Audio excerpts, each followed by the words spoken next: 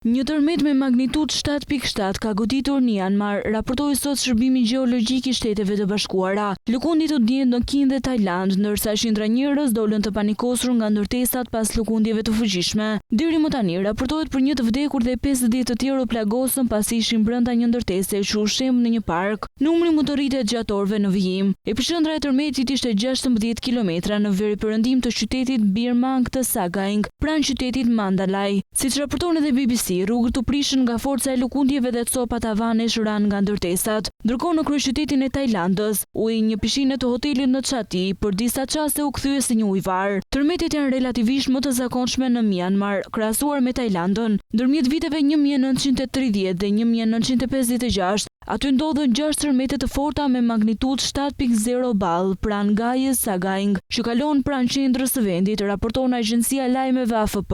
Autoritetet në rajon po ndjekin situatën me kujdes, duke vlerësuar ndikimin e tërmetit dhe duke paralajmëruar qytetarët për mundësinë e pasgoditjeve. Qytetarët janë këshilluar të qëndrojnë vigjilentë dhe të ndjekin udhëzimet e sigurisë për të shmangur rreziqet e mëtejshme.